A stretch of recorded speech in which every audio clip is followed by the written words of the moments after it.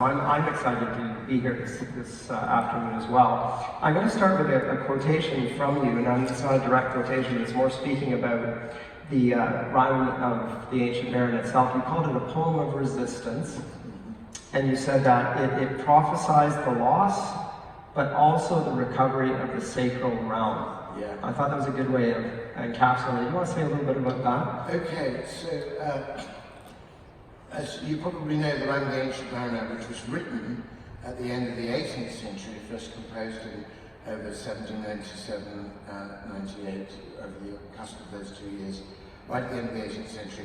But it has a medieval setting. So ostensibly, it's a tale of a strange voyage out of all known waters down into the deep Antarctic, and it tells the tale of how a random act, a kind of motiveless act of unnecessary depredation, where the mariner famously shoots the albatross, leads to a horrifying series of consequences and the unleashing of forces that neither the mariner nor the other people on the crew had any idea of. It's got a lot of ecological warnings and parallels in it as well. But the chief thing is that before this act by the mariner, the relation between the people on the ship and the nature around them is, as it were, reverent, sacral, mutual, personally relational. The sun and moon are referred to as he and she. When they're in dire danger of all being frozen to death and stuck in the ice, the albatross appears. And the first thing that Coleridge says about the albatross, about how they saw the albatross, they said, as if it had been a Christian soul, we hailed it in God's name. And it joins the mariners in their prayers. On the mast it says it perched for Vespers night in the moonlight, and it's associated with something gracious in the moonlight. It's associated with hospitality. It actually sets them free. It opens the ice. Little do we know until later that it's deeply linked.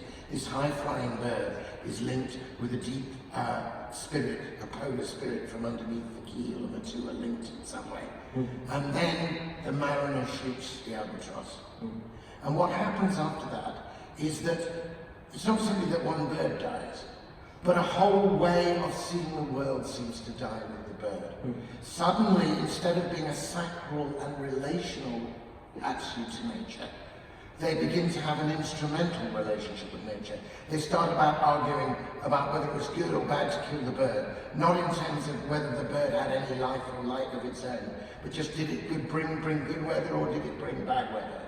Like nature is subverted to a human agenda, and the he and the she and the thou have just become it. And that process takes its ultimate form when the rest of the crew die and their bodies are revived.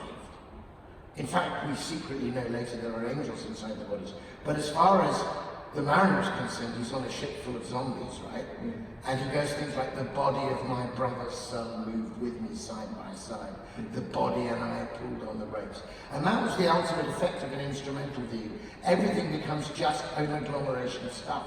Now, as I say, it's got a medieval setting, but Coleridge was not missing a beat here. Coleridge knew that the big changes brought about by the scientific revolution and by some of the philosophical changes in the 18th century, changes which he really wanted to resist, changes which led to a combination of reductionism, materialism, and utilitarianism, were at work, right? And he knew that if we weren't careful, we were going to turn nature, with whom we had a sacred relationship, into a bunch of stuff that we would simply exploit. And it wouldn't stop there, but we would start turning people into bits of clockwork and mechanics, and that we would exploit them. He saw that already happening. He campaigned against the slave trade. When he campaigned against the slave trade with his friend Thomas Clarkson, the great campaigner with William Wilberforce, Coleridge said, the whole, not just against slavery, all morality depends on the sacred distinction between a person and a thing. Right? Yes. Absolutely, that was the point.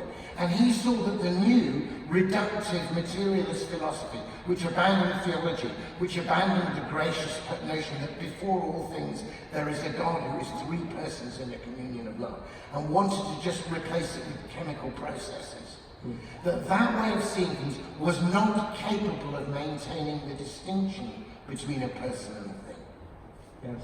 And so his poem is a parable about what would happen if you fell into that way of thinking, and about how one person recovers from it. Yes. And recovers from it by a sheer gift of grace. Yes.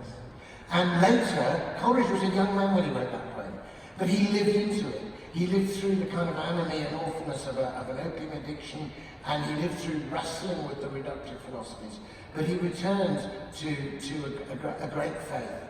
And he loved the fact that in Scripture, from the story of Exodus onward, that God is referred to as I am. I am is the name. And he came to feel that statement, he called him the adorable I am.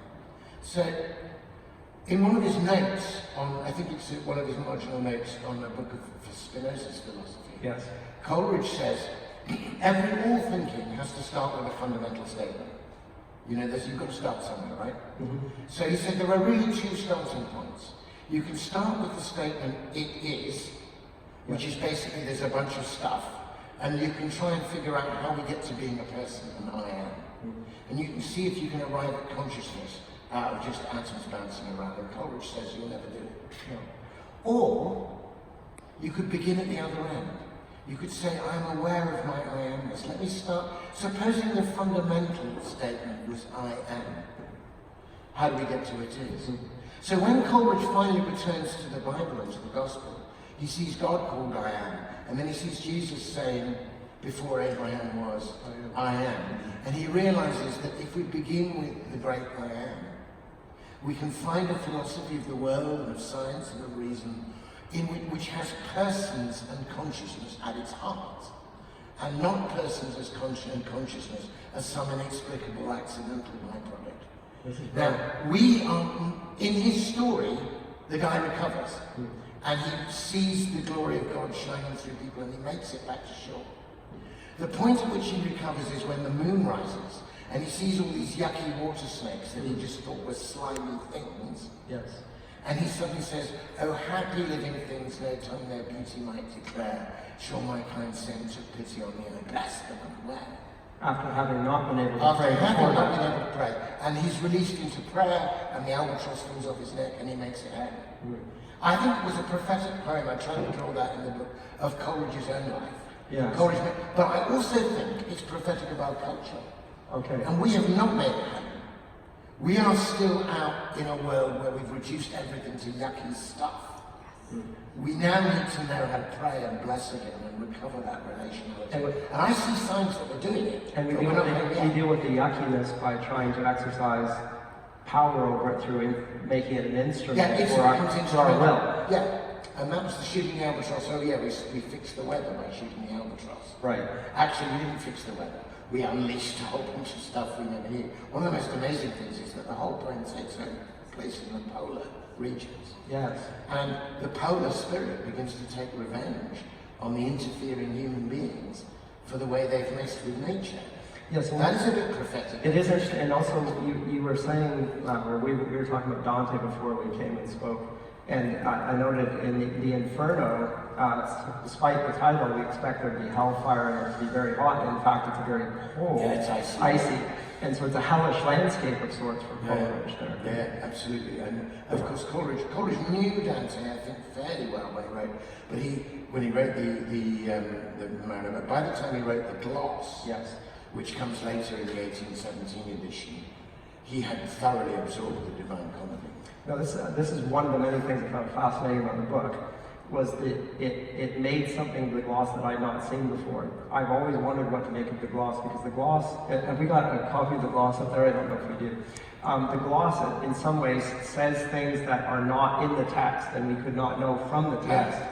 And then it begs the question of how are we to understand the gloss in relation to the poem? Is the poem authoritative over the gloss, or vice versa, or are they at odds with one another? Yeah, there's a great moment in the gloss, I don't know if you have it on, where the poem is just telling you that the moving moon went up the sky, right, and nowhere did it abide, and softly she was going up. Could you pass me the book out? Softly she was going up, and a star or two beside, you know, which is not hard to understand. No, it's just the moon rising. Right. But the moonrise is about to have an incredible effect on the mariner. And so the gloss does something quite extraordinary. Let me just see. The poem says, the moving moon went up the sky and nowhere did abide, and softly she was going up and a star or two beside. In that moonlight, the mariner is about to reimagine the world and see it in this beautiful, living, sacral light. He's going to have the alienation that he brought about by killing the albatross is about to be healed by a transformation of his vision. But he doesn't know that yet. No.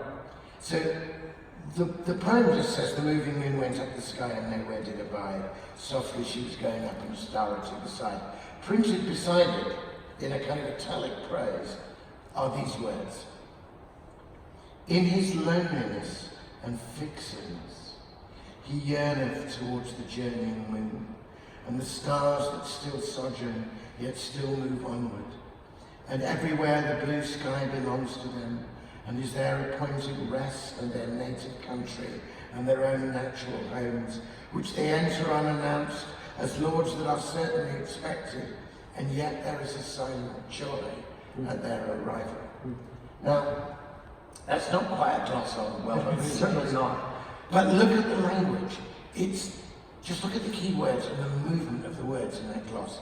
It starts with loneliness, fixedness, yearning, journeying, and then it has this paradox, still sojourn, still move, with still and move as a paradox.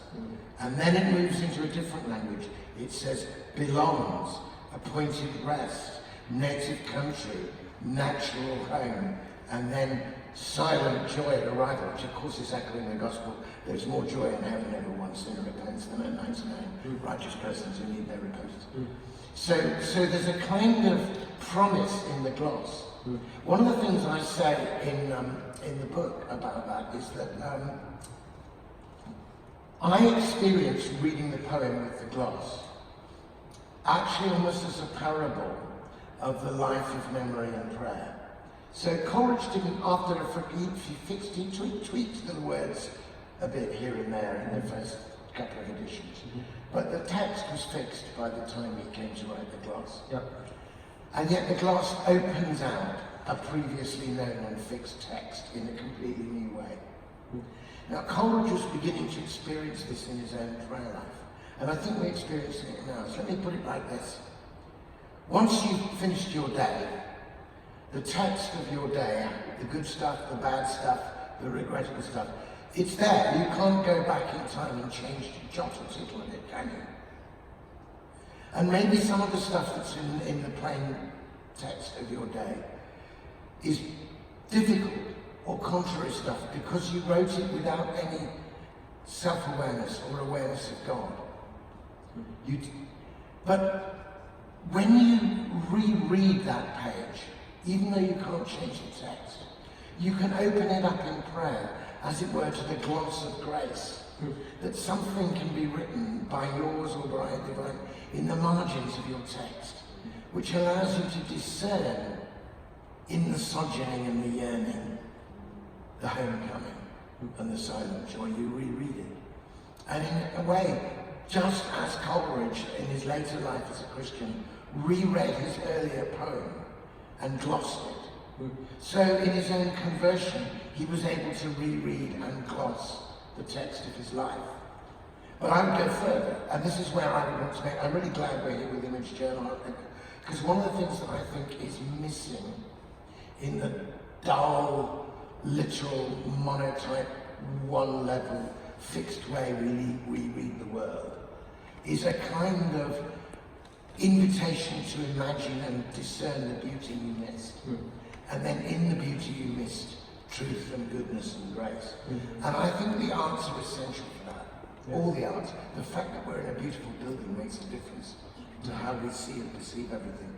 And this seeing art, not as yet another little proof text to kind of add to something, but as a gloss that opens up new possibilities in the way you read everything, is essential, and it's about gloss opening rather than closing mystery.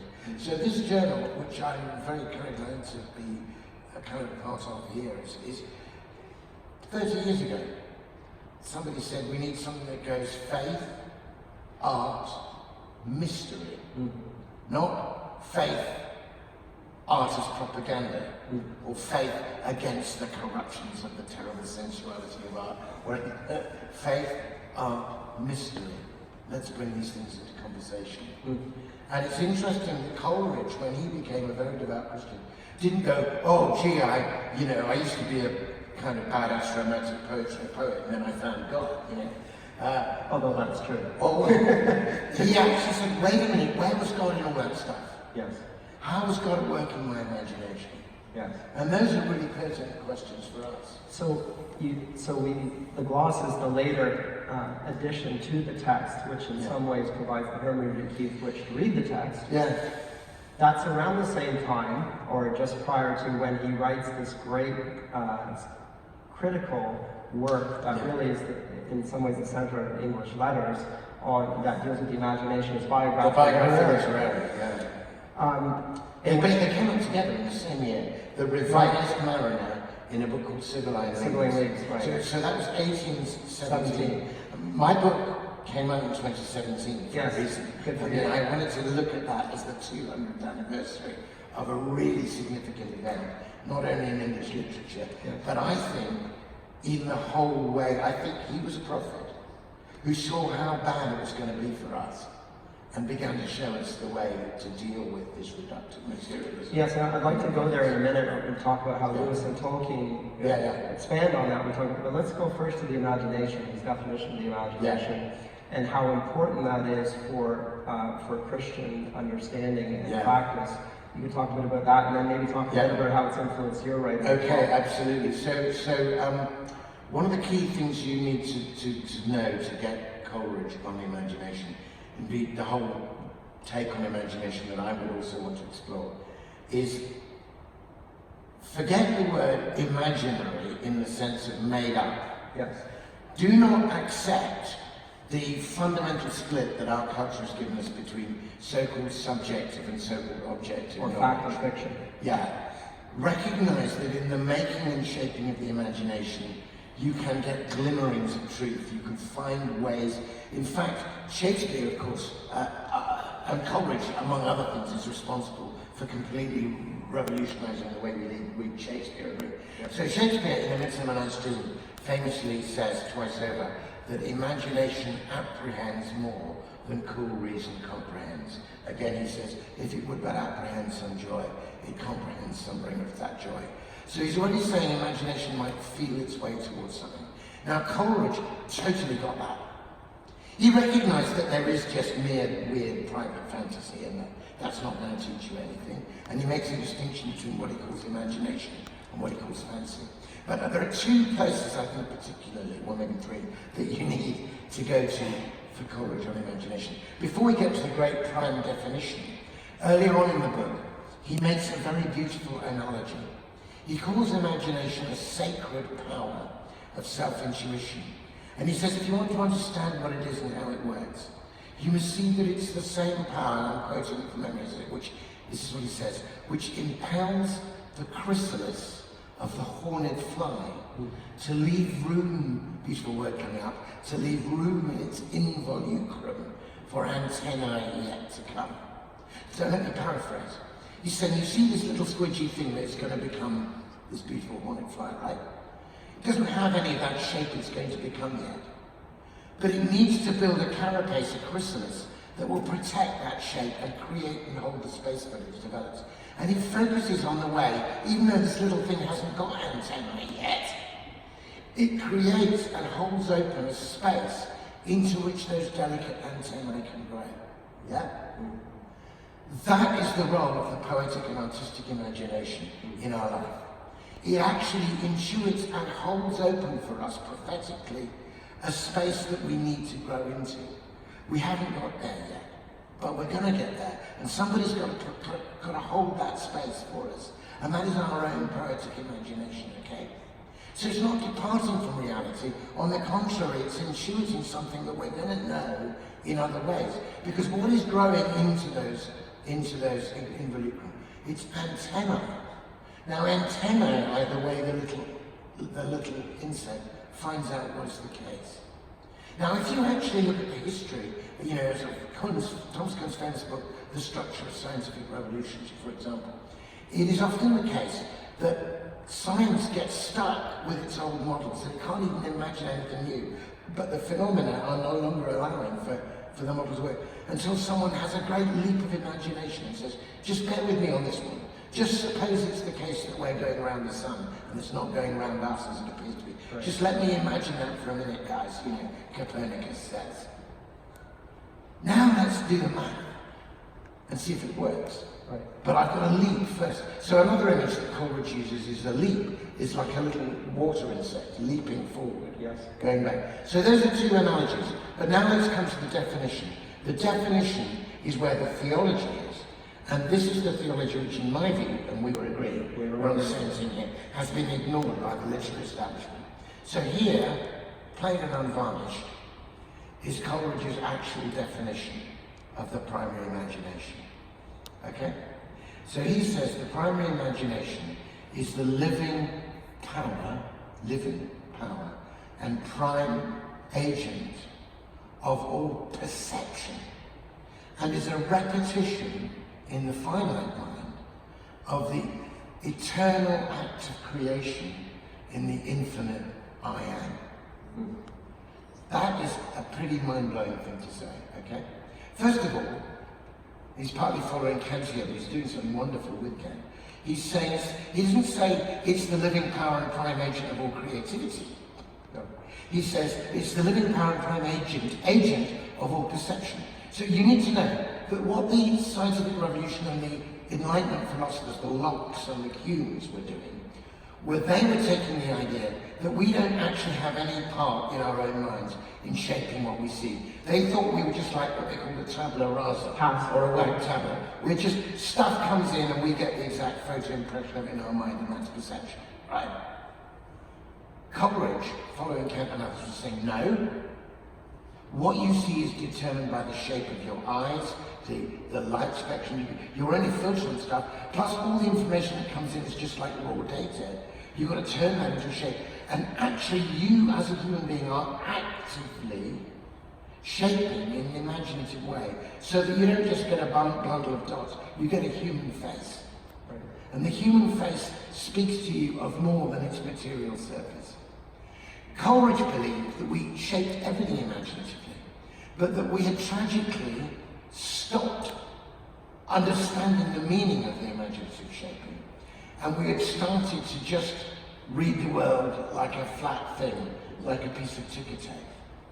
So Coleridge believed that when we imaginatively shape what we perceive, the one who has given us something to perceive has also imagined that for us, yes, and is working inside us. So when he says it is a repetition in the finite mind of the eternal act of creation in the infinite I am, he's actually saying when you perceive anything, the God who made all those things is also inside you, helping to perceive you to perceive it. Right. And the part of God that does that, or the person, properly speaking, is the Logos, yes, the Christ.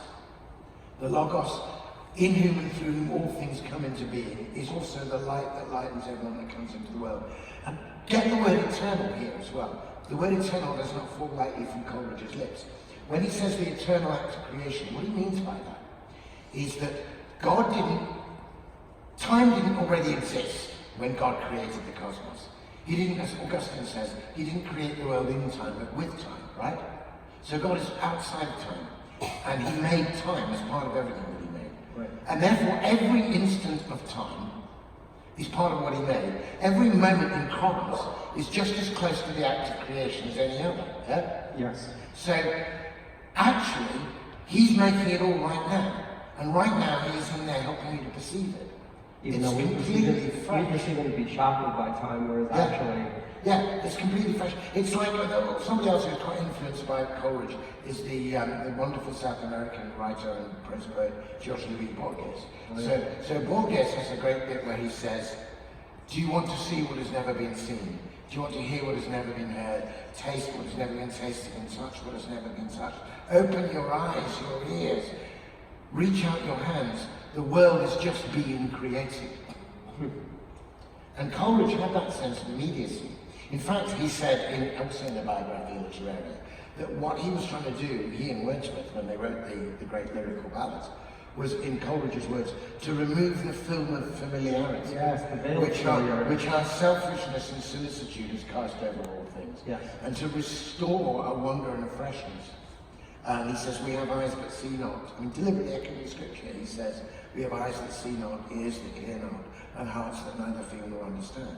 So awaken the mind's attention is crucial, because there's a reading of romantic poetry out there now, and of poetry generally, which has this very sharp object-subject split, and then says it's just subjective. So it sees all art and poetry as creating unreal, private, compensatory fantasies to make up for the grim reality of the world.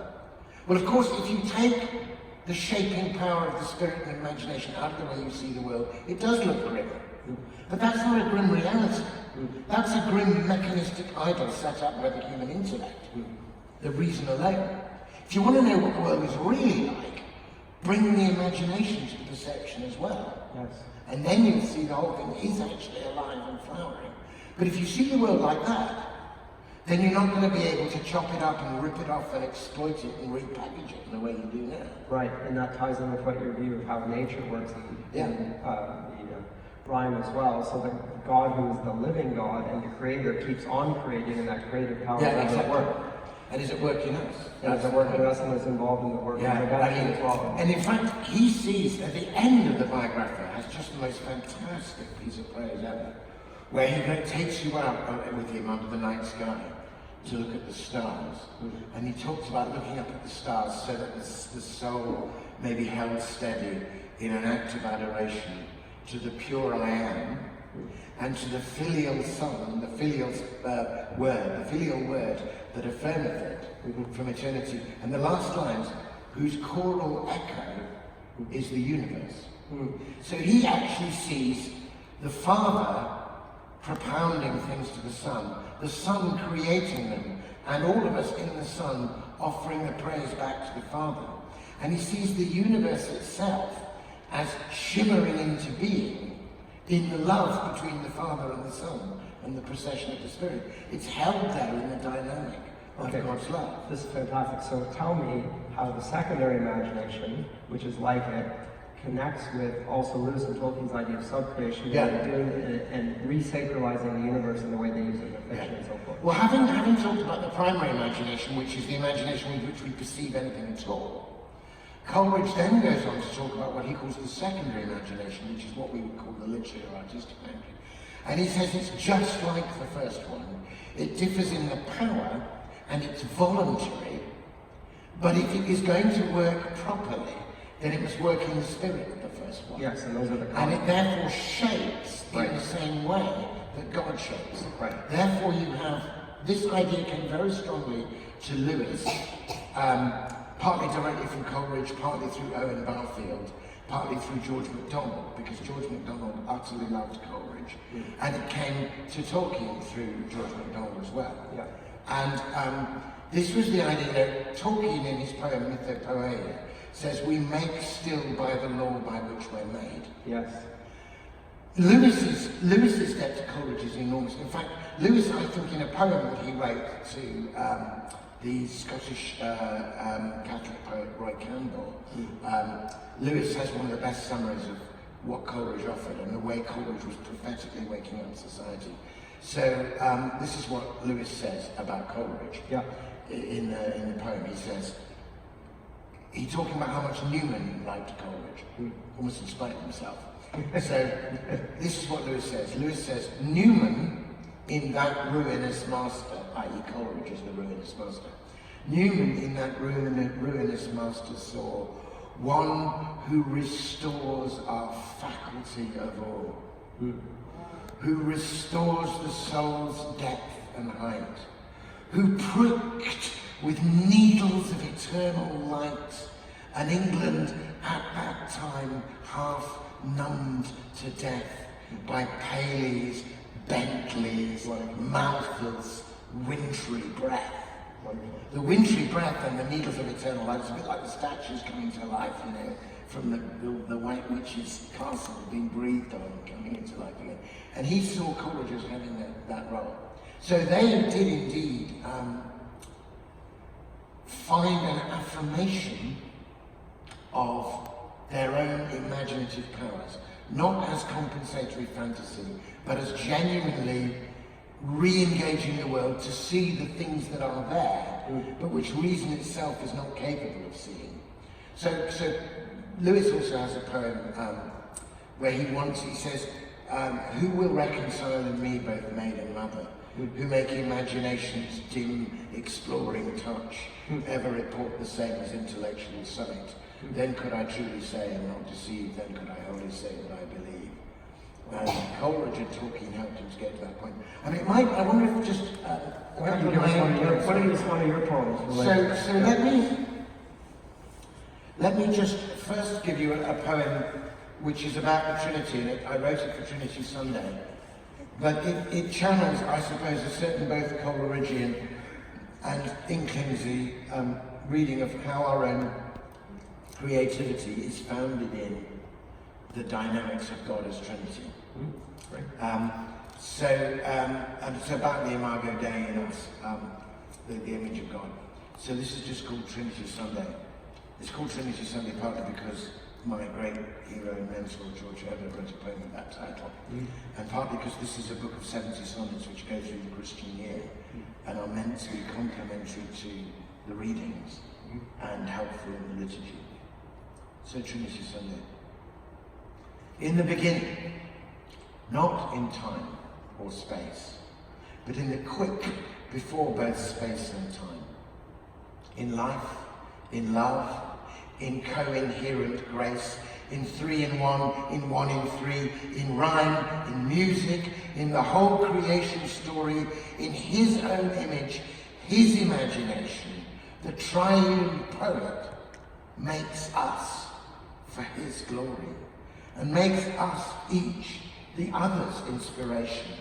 He calls us out of darkness, chaos, chance, to improvise a music of our own, to sing the chord that calls us to the dance, 3 notes resounding from a single tone, to sing the end in whom we all begin, our God, beyond, beside us, and within.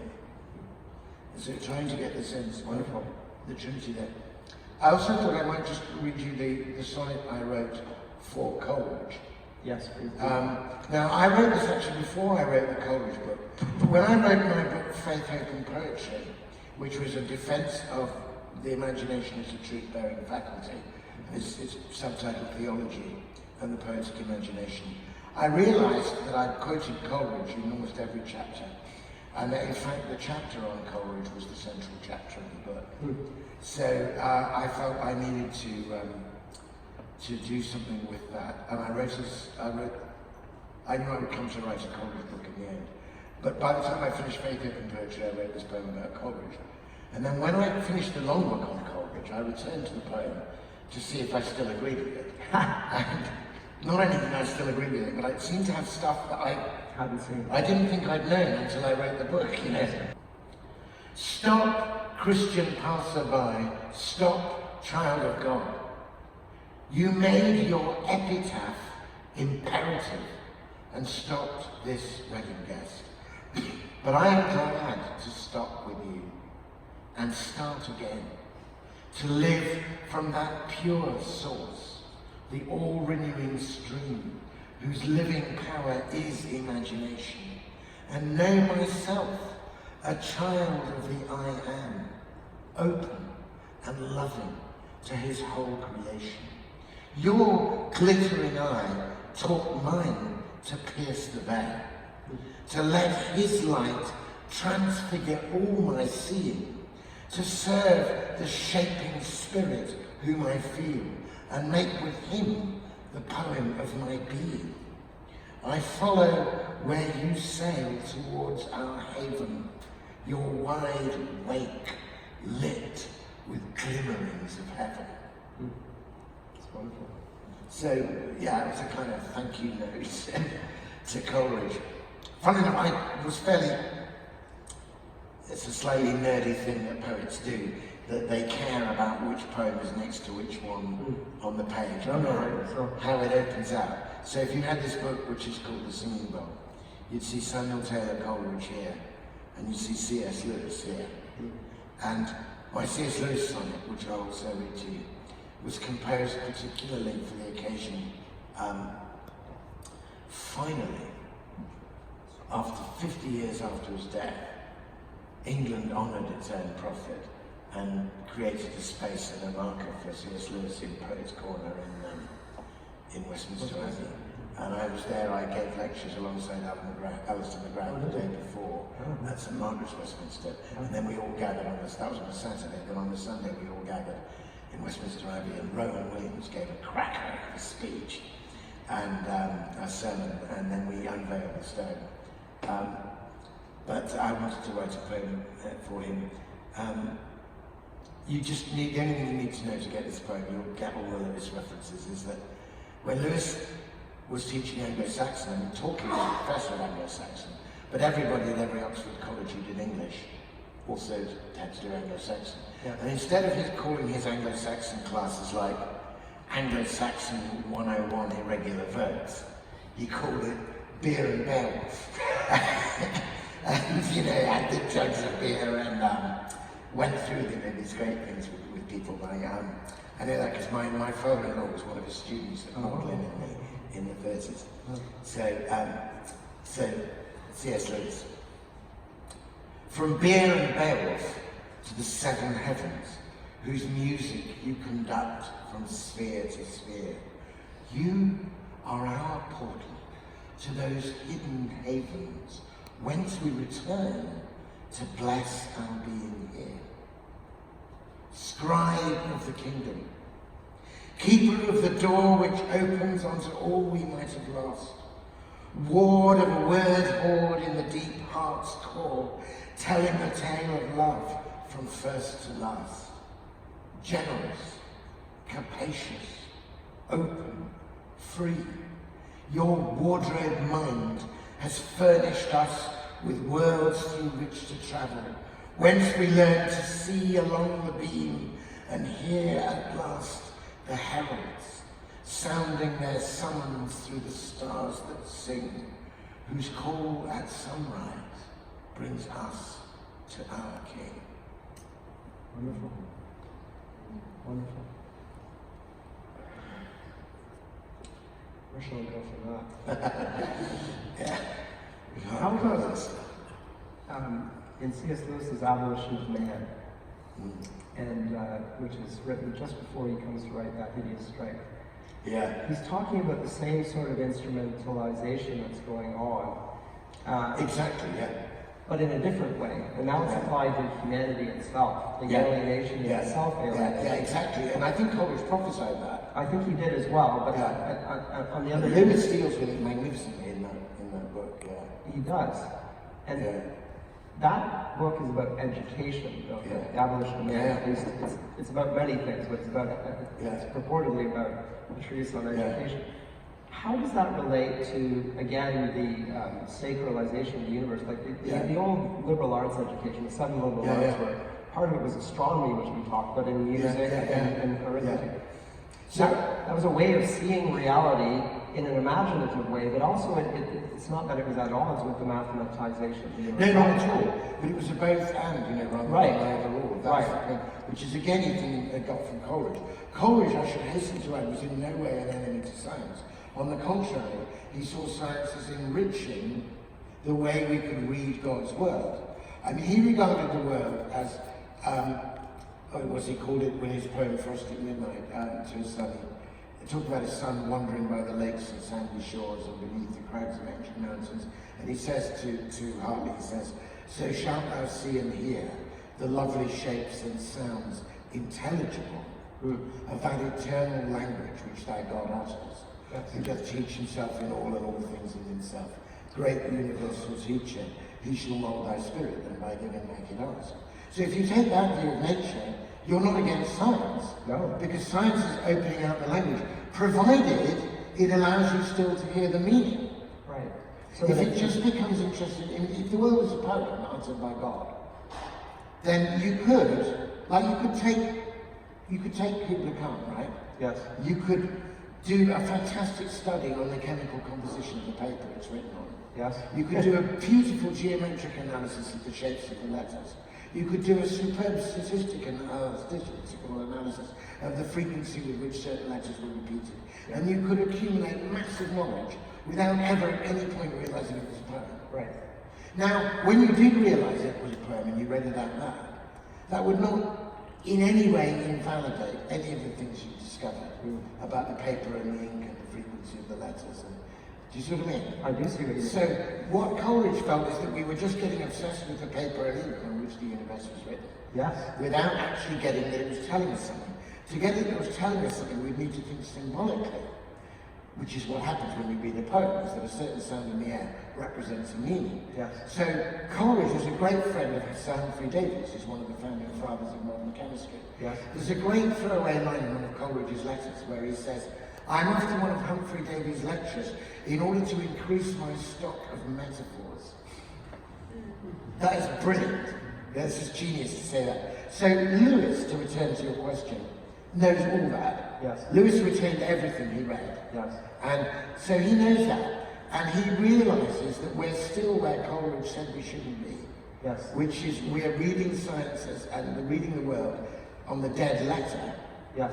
rather than in the living thing. And he says the danger of the dead letter is that we're going to eventually, when we do that to all of nature, we're going to recognize that we are also part of nature, and we're going to do that to ourselves. Yes. We're actually going to crush the meaning of out of our own existence. And that wasn't just hypothetical for Lewis, it's happening in the It's Second World happening, War, right? yeah. It was happening in the Second World War, and in the essays, the lectures that do that, he sees how he says man's wanted control over nature actually turns out to be some men's control over other people with nature as their instrument. Right. And he foresees a technocracy in which everybody else is just going to be the fodder. He almost anticipated, if you don't pay for the product, you are the product. Right. Your money Media message and all that. He sees all that coming and he protests against it vigorously. And then he writes this novel, a very Charles Williams-esque novel, the final novel in his Ransom trilogy, in which he imagines a dystopic future just a few years ahead of us, in which a so-called National Institute for Coordinated Experiments. Nice. Weirdly enough, we now have an organisation in England called NICE. You're joking. No, it's called NICE. And like whoever made it up because it hadn't read Lewis, it's the National Institute for Clinical Excellence. And its job is to ration medicine on the NHS. Oh, God. So its job is actually to say when this cancer cure is too expensive and we're not going to give it to you.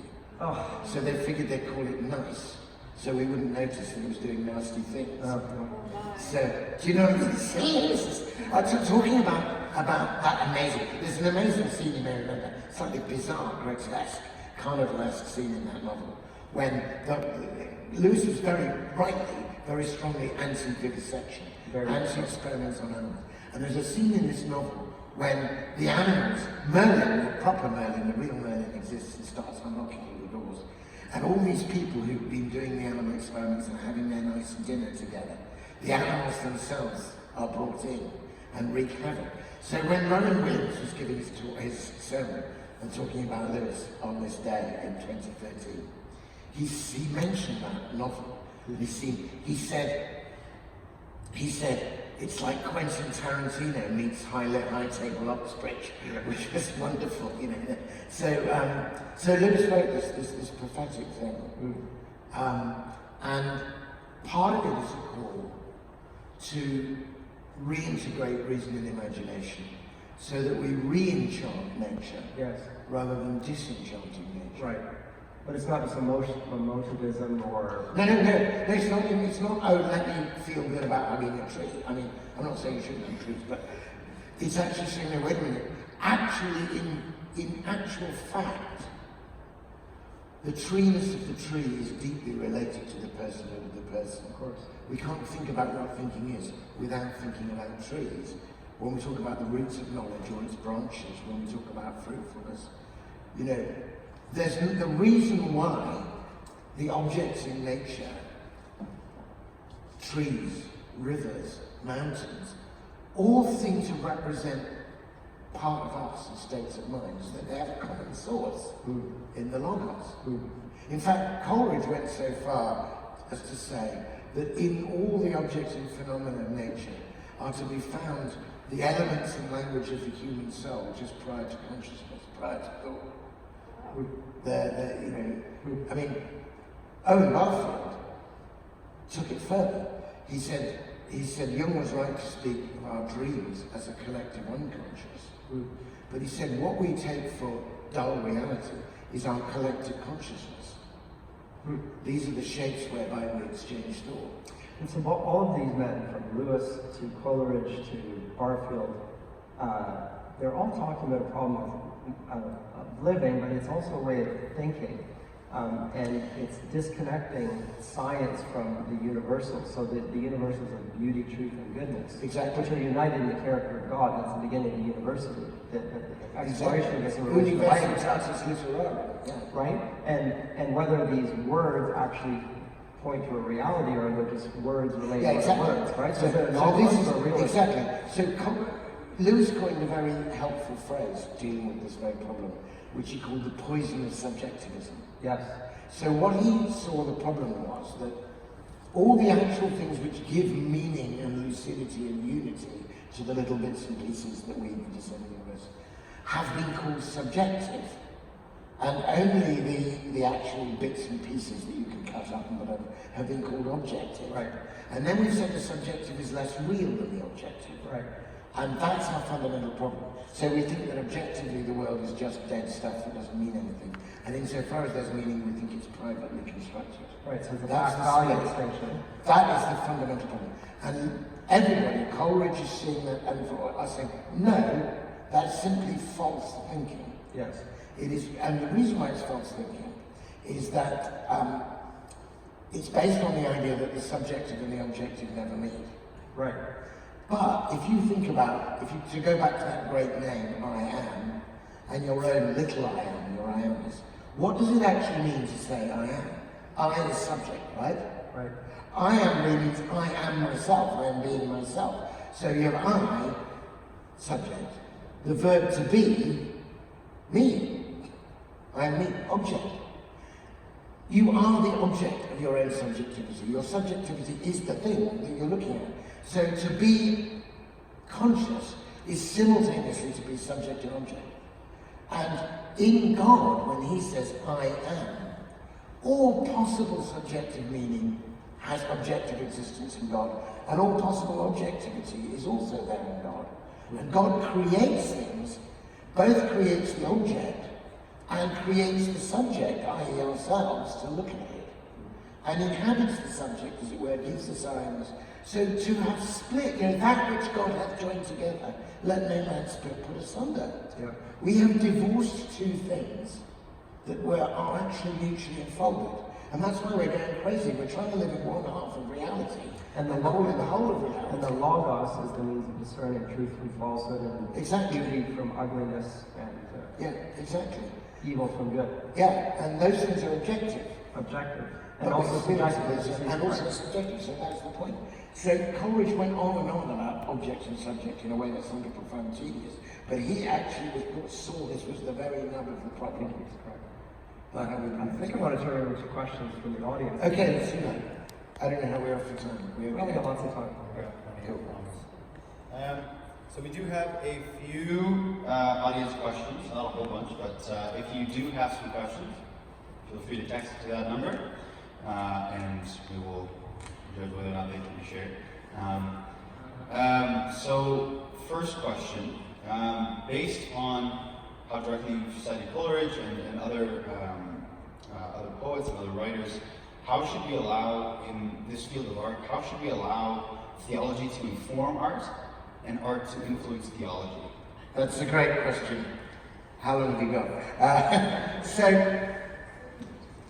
there are people talking about theology in the arts a lot now, and it's bringing two things together that should never have been broken apart. But the question of how you bring them together is very important, okay?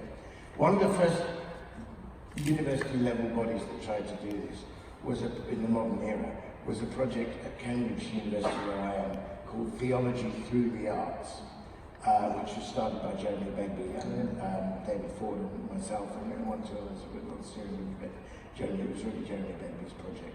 Now, we spent a lot of time thinking about what we meant, why we used the word through. The preposition was really important. And this is what we wanted to avoid. What we wanted to avoid was the idea of the theologian sitting in their study, doing highly rational syllogistic theology, using a lot of abstract theoretical terms, comfortable in their own language, and then, if you're lucky, raiding the world of the arts for a few quick illustrations, which in no way modified or challenged the theological dicta, but simply illustrated them, like a kind of passing slide on a PowerPoint. We said that is not what we think the relation should be. What we wanted when we talked about theology through the arts was to say to the theologians, look, we want you to sit with the artist and the artwork for a long time. We want you to learn that language and be in conversation with that art. And then, in fact, I use this phrase, let's take a bit of Coleridge and turn it on its head. One of Coleridge's most famous critical phrases is what he calls the willing suspension of disbelief, which for the moment constitutes poetic faith. I.e., when you go into a play, you know it's a play, but you pretend you don't, you suspend your disbelief in order to engage in the world of play. Right? So what I said to the theologians, if it is true, if the whole thing is true that God was in Christ reconciling the world to himself, that he became fully human, that his death and resurrection is the pattern that redeems all things, that's going to remain true, even if you suspend it for a moment in order to engage with somebody else. So I asked the theologians to willingly suspend their belief, to leave their syllogisms and their conclusions hovering in the air outside the door of the artist's studio, and engage with the artist on their own terms with the art. But what happens then, amazingly, is that the abstract theology, because it's true, suddenly finds itself reclothed and re-embodied in a new language, bodied forth. But also bits of it have to be rethought. And this is just what I mean, there's a dialogue. So first of all, I think we have to have a humility from each discipline. So that's the way the theologians should come to the arts. But now we must balance that with the other way around. All artists, however apparently rad and skeptical and suspicious they are of everything in every structure, and we have meta-narratives and all that stuff, all artists, they simply cannot avoid using the language of gift. At some time or another, they have to talk about having been given something. And they use the language of gift, they use the language of symbol, and they use, in one way or another, even if it's ironically, they use language of truth and falsehood. Yep. They know what's fake. Anybody that considers themselves a true artist will are unauthentic, will spend a whole afternoon telling you who everybody else is that's fake. So there's certain categories they need, but they actually don't have any coherent underpinning for that. They want to use the language of gift, but they've got no concept of a giver. So this is where, just as the theologian can learn from the artist and find their theological ideas bodied forth in new and radical and exciting ways which give you back your theology with a kind of freshness. There's a lot of great theology of film that's doing that at the moment. Yeah. So too, artists who may not necessarily want to walk the whole walk with you and may not yet have received the gift of faith, nevertheless begin to find in theological discourse, particularly early and Platonic theological discourse, a whole way of talking about image, art, creativity, imagination, which makes way more sense than the horrible isms and deconstructionisms that they learned in art school. So I've discovered, by talking to artists, secular artists, that theology, and particularly the kind of theology, is like a guilty pleasure for them. They come and see me and talk theology, just hoping nobody saw them do it, because they need some of that underpinning. Sure. So that's a conversation that needs to happen, and I would say absolutely, I mean, just to go back to this image journal, that you need to create not only a hospitable space, but a really high quality space. Because there's a lot of bad, cheap, propagandish religious art, isn't there at all? And there's a lot of theology, which is really just emotionalism with a few buzzwords.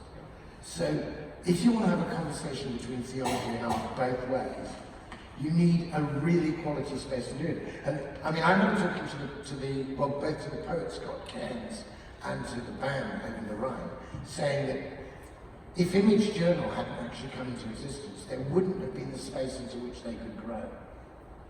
They could do something as a poet in a secular world that was really high quality, properly vetted and critically curated literary journal that had respect, and yet wasn't inimical to an enemy or any gesture towards the sacred or the transcendental and the sin for art. So to create a space which has not capitulated either to doctrinaire secularism on the one hand, or to a kind of literalistic, fundamentalist kind of religious kitsch on the other. To hold that space open and say, let's explore the conversation we're having. I mean, it can be done in a journal like that. It's done in certain institutes, like the Institute for Theology, Imagination and the Arts at St Andrews, Durham, or the Duke Initiative in Theology and the Arts, or now King's College London. There's 3 or 4 places in the world that are serious enough to commit the best of their theologians and their literatures into a common space. It's beginning to happen. Another question. If objectivity and subjectivity can intersect and interact together, how does that affect how one should interpret theological claims or new extra-biblical insights? How we should interpret theological, I missed just one word there. Sorry, theological claims or new extra-biblical insights from quote-unquote prophetic poets. Right. Wow, that's a good one. If you want to think about ways of reading Scripture and the kind of authority that Scripture has, one of Coleridge's least known, but I think most important books, which was published posthumously, was kind of too hot to handle at the time, is a book called Confessions of an Inquirer in Spirit, which is 6 letters to a young inquirer about reading Scripture. And he makes a really interesting comment about authority in Scripture. He talks about the authority that Scripture has because it finds him, because it speaks so deeply into his soul. It finds him. So that's an interesting location of the authority. It's not external, it's not an impartial. It's a resonance between the text and the soul. And there's an authority that happens there. Now, you talked about extra-scriptural or prophetic poetry. I would make a distinction between, which is an old theological distinction, between covenanted and non-covenanted graces, okay? So a covenanted grace is where God has promised to show up here, whether you show up or not, right? He says, wherever 2 or 3 gather in my name, I'll be there. He says, when you break the bread and remember me and pour the wine, I will be there, right? He covenants to meet with his people in the temple. Now, and I believe he covenants to meet us graciously in the words of Scripture. And therefore they have a certain kind of authority in the founding and development of doctrine. But God's amazing loving humility, whereby he binds himself to meet us at a certain point, does not restrict his radical freedom to be everywhere else where he likes. And I know he's going to show up for me at Holy Communion. But if he happens to suddenly meet somebody in the glance of a piece of sunlight shining down on a bloke's pint of Guinness in a smoky pub, and he suddenly realizes all this is given and somebody must have given it, I'm not to say to God, wait a minute, that wasn't a Sunday in church, you're not allowed to be there, you know. He's not a tame lion, right? He's free. He's radically free. So I do believe that God can meet us and speak to us by his work founded in the imagination, even of poets and artists who don't yet consciously know the faith that they are articulating imaginatively by the Spirit. And I've got a whole chapter in my book, Faith Open Poetry, called Doubting Faith and Reticent Hope, in which I see the gospel glimmering through poets like Thomas Hardy and Philip Larkin and Geoffrey Hill, who at that point didn't.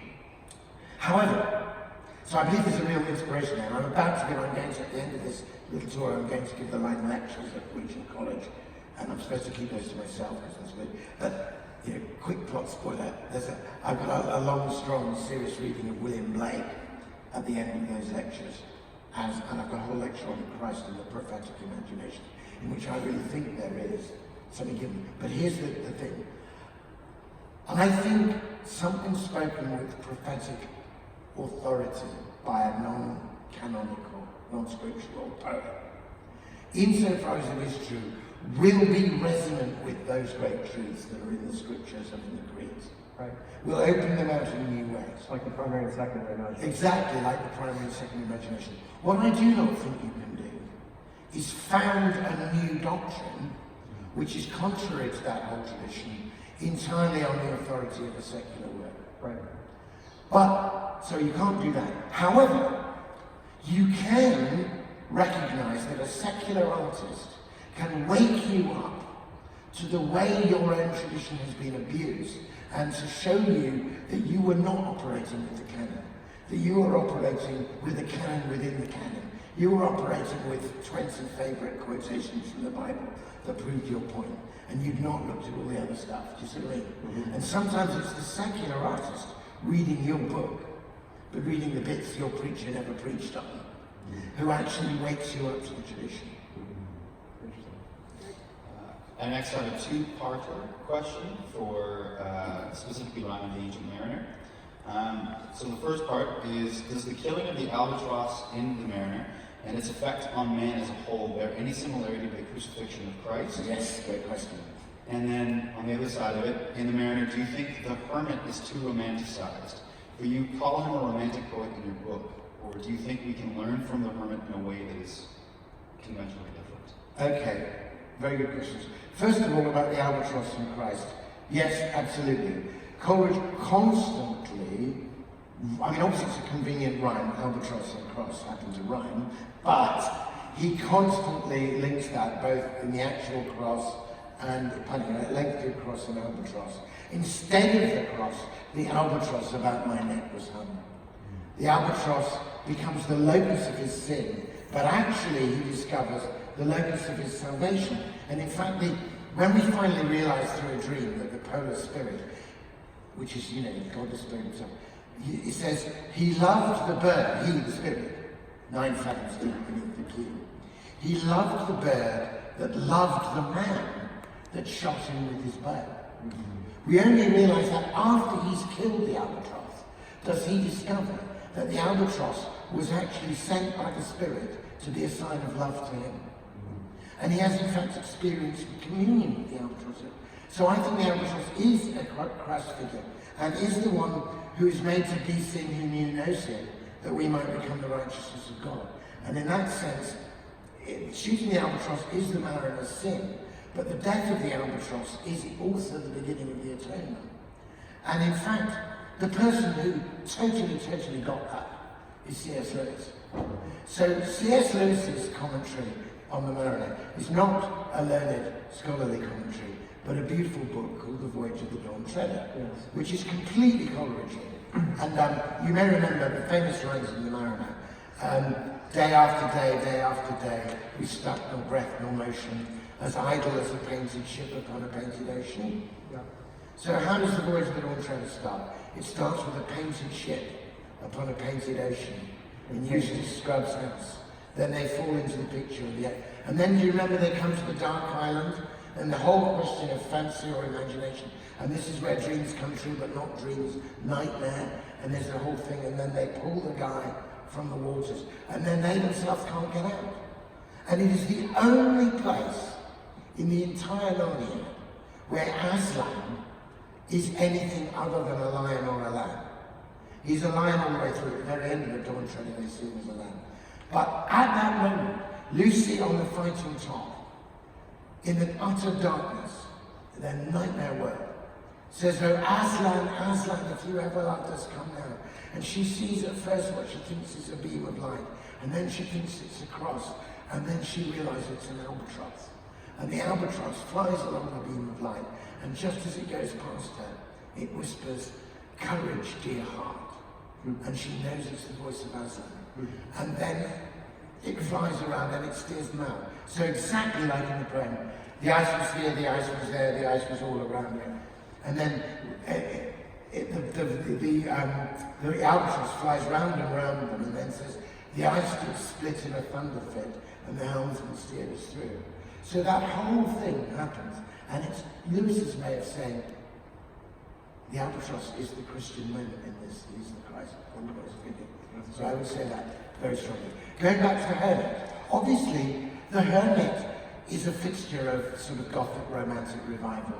There are hermits. You have to remember that the Rime of the Ancient Mariner didn't originate as the great poem it was going to be. No. It was like meant to be a distraction.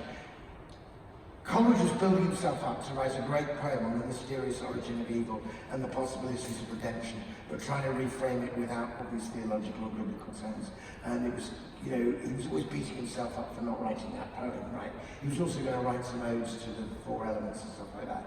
But Wordsworth kept on saying, "Hey, come on, man, let's do something different." And so Wordsworth says, "Let's do this lovely walking tour, but we need money. So I tell you what, people like schlock horror Gothic ballads. Why don't we just write a quick schlock horror ballad with skeletons and zombies and stuff like hermits and stuff like that, and we'll sell it, for £5, and that'll cover the bar tab." That was really about the height of their ambition. So they started writing it together. Wordsworth was not very good at it. He contributed like 2 lines, I think. He listened like a 3 years child, and "Thou art long and lank and brown as the Red Sea sand." I think that was about it. But Coleridge said, "Yeah, I'm going to do this." And then it grew and grew and grew in Coleridge's mind, and eventually they never sold it, they never got that far, and it had become 700 lines by the time they finished it. But they obviously had the hermit in there. So what I think is he takes a stock neo-medieval romantic figure, the hermit, but then I think he does something really beautiful with it, and makes that hermit something much more the prophet of nature, the priest of nature. Do you notice how he takes each of the church furnishings of the established church and reimagines them as nature? His cushion is the moss, and his oratory is the trees. So he really creates the possibility. And of course, the whole poem happens outside church. It's a deeply Christian poem, where it turns out there was more gospel talking to the embarrassing on-the-street person, which is the mariner, outside church, than there would have been in church. That was the way he felt at the time he wrote the poem. I think, in fact, he changed his mind about that, and he became fully involved in church later in his life and published later. So that's it. Well, I believe that is all the time we have, so if we could give Dr. Guite a round of applause, please.